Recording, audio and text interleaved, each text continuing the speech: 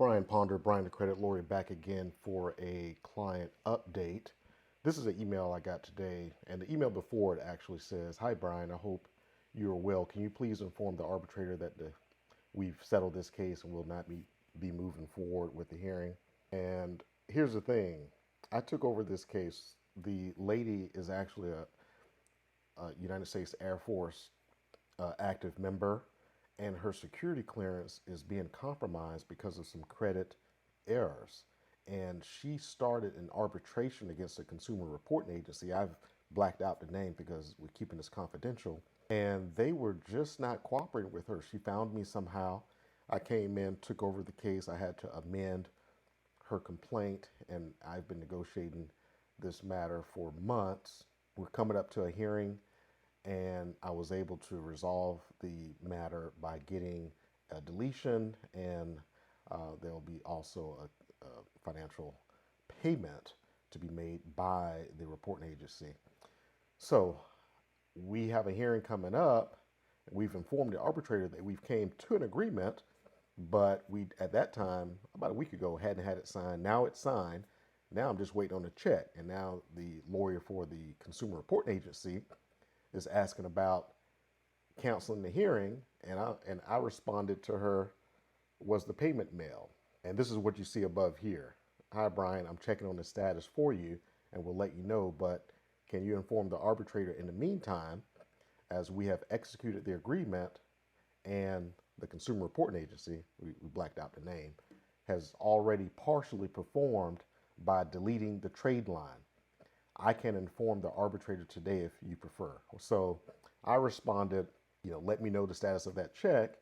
And I believe the arbitrator wanted us at the next meeting to let him know the status. So we're going to move forward in that case. So what I want to tell you is, one, if you're in an arbitration, this applies to lawyers or whoever you are, do not close out a case, whether it be arbitration or litigation, until your settlement terms are fully performed. There's some very limited circumstances in federal court where we let the judge know that everything is not performed, but we want to let you know that we've settled, and the judge will create a 30, 45, or 60-day window where they'll close out the case administratively and allow time for the parties to come back to court and reopen if necessary.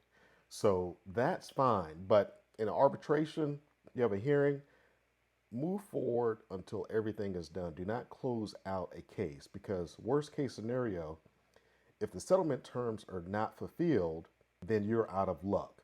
So you don't want to close out a case as if you're settled because you settled in theory or contract. You want to make sure you have that settlement fully completed with a deletion, and if there's a compensation via a settlement payment, you want that payment in hand. I go so far as to go ahead and deposit and let that check clear, and then you go back and you will close out the arbitration case. This case is very important because we have a military active member who can lose their job and security clearance if this is not resolved. So I was very happy that this lady found me and I was able to come in and help her. Now she's able to maintain her security clearance, and we got everything resolved.